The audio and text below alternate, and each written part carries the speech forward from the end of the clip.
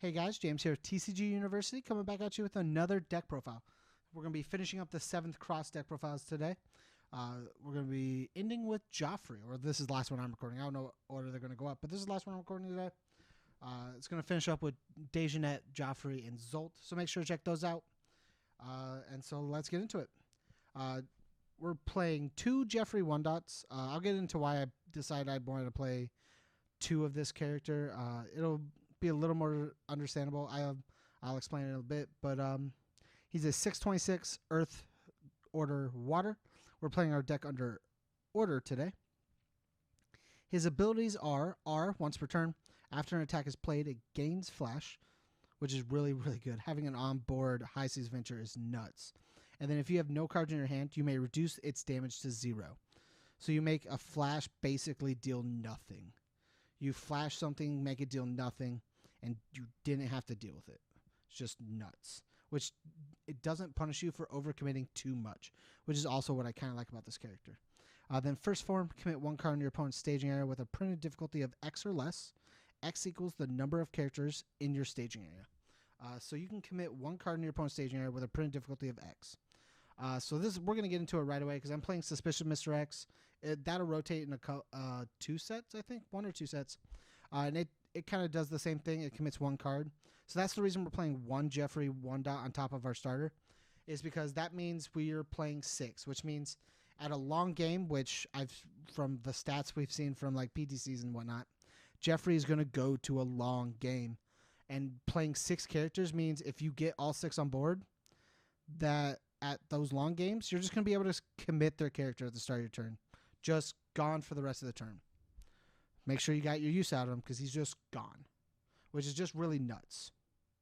Like some characters you can get rid of at 5. Like if Mad Perot, gone.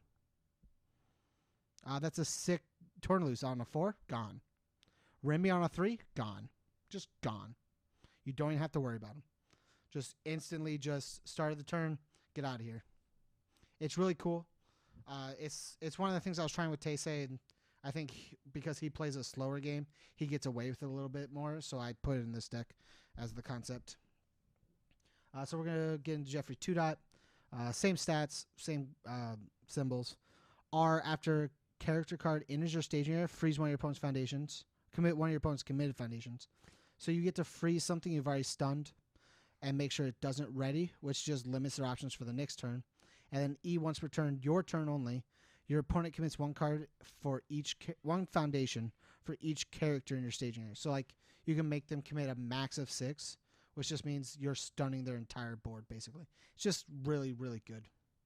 We're playing 1 Bastion stance. It has the ability to seal foundations that are problems for you, as well as being able to add it to your card pool and make your opponent add 1 of their committed foundations to theirs. But you get away with it with adding this because of Golden Arrow, because you get to flip it, give speed. Which is why it's out of 1 of. You can steal something you don't like, or use it for its other ability, which is pretty cool. I really like this card, but for a 6-hander and cutting space, I only made a 3 of, despite how much I like it out of 4 of in other decks.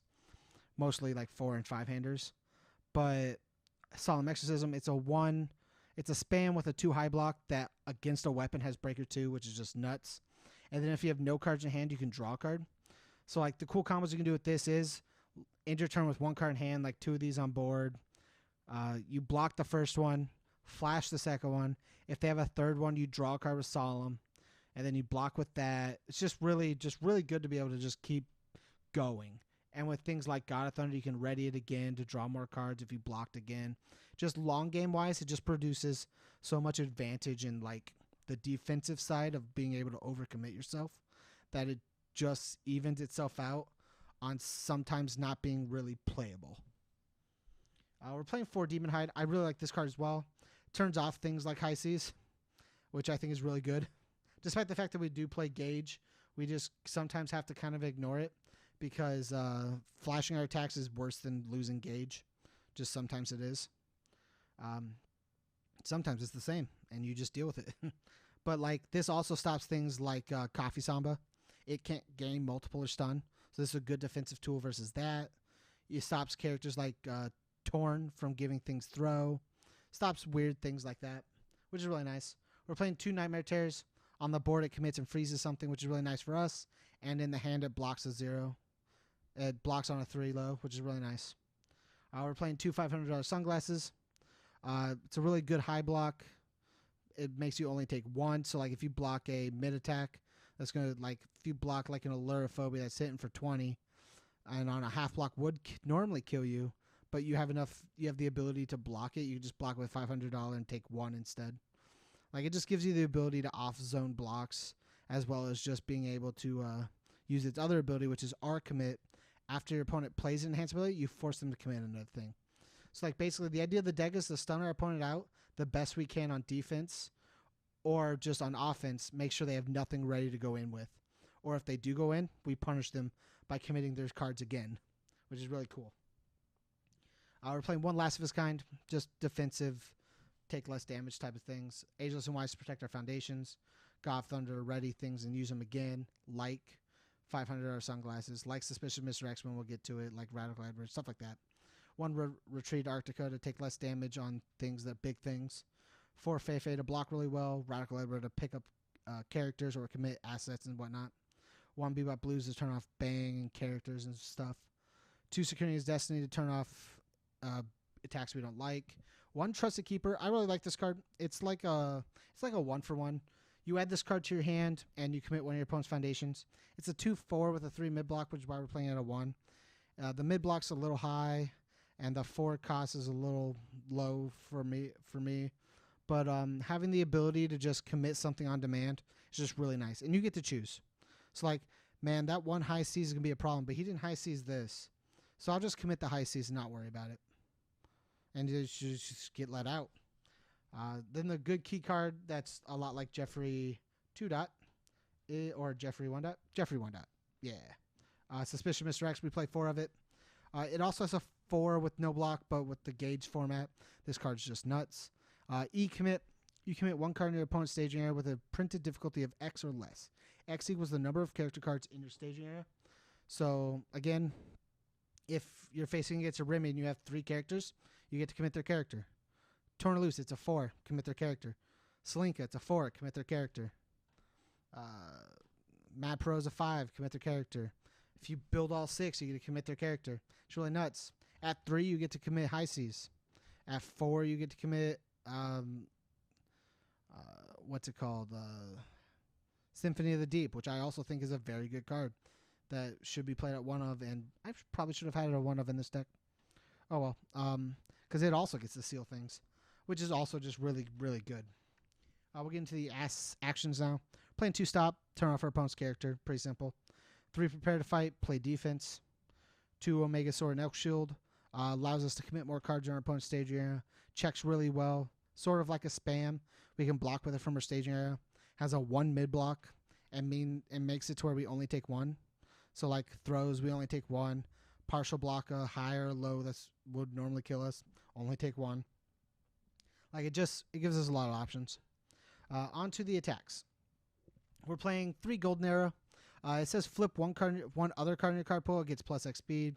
X equals the control. So like if you have a trash card you don't want in your hand for the turn, like you have an extra Ageless and Wise you don't want it, you plan on killing, throw it in, play this on a 5, flip this, give plus 5 speed. This is now a 8 for 4 after you can commit a bunch of things with their staging area. Like you just get to gauge basically for free. It's just nuts. It's a good gauge attack, lets you set up, stuff like that. If not, it's just like a 6/4 with like any other attack in the game, any other attack in our field. Like it's just really good. The other one we're playing is Crusaders Oath. It's a 5/3. It says discard 1 card. It gets stun 2 and -2 to its gauge rating, so it becomes a gauge 3 instead of a gauge 5. Has a 1 high block, which is really nice. Has EX2 if you build the momentum. Just a solid attack that says we get to like try to hit our opponent and get more characters. Also says stun, which is really nice for us. We're playing 2 Ashen Claws. My favorite ability on this card is Deadlock. Search your deck for a gauge attack. Add it to your hand. It's a response. It's a E enhanced remove from the card pool, which is really nuts. But it also says your next gauge attack ignores progressive, which is also very nuts. But I really like it because like he's gonna go to Deadlock a lot. So like having this just to be able to pick up cool blocks that you need. I'll pick up this 1 high. I'll pick up this 3 low. Just gives you so many options. We're playing 4 Dust to Dust. I really like this card. If you have if you have at least 2 characters in your staging area, this card ignores progressive difficulty, and it's a gauge 5. So like you stun them entirely out, and then you play Dust for Dust, and then its ability is search your deck for 1 gauge attack and add it to your hand. Your opponent may commit one of their foundations and freeze it to cancel the effect. But if like you stun them out, they can't really commit a foundation, so you don't have to worry about it. And you just get to keep adding for free. I'll play this on a 6. Did I commit a card? I'll blow something up and ready with God of Thunder. I'll play this on a 6. Add Dust to Dust again.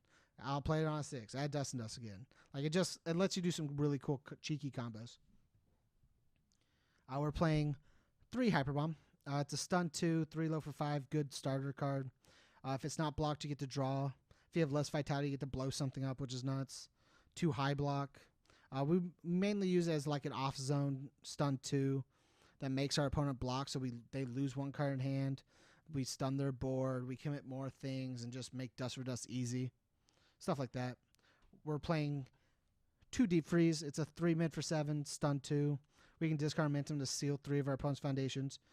So we seal the ones that are already not committed to then force them to commit because it gives +1 to a stun rating, making it a stun 3. And then because it's 7 damage, they really want to block it, so they waste another card in hand.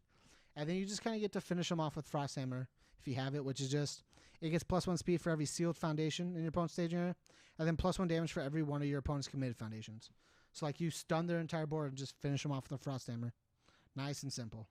Like Dust for Dust and Frost Hammer are just really, really good in this deck. Okay, guys, that was the profile. Make sure to check out the Dejanet and the Dejanet, Zolt, and this Geoffrey profile. I mean, you're already checking out this Geoffrey profile, but check out the Dejanet and the Zolt. Make sure if you like it, comment, share, subscribe. If you want to check out our other content, feel free to do that. If you want to see something in the future, let us know in the comments. If you want to support us, go to patreon.com/TCGU University. And as always, guys, stay learned.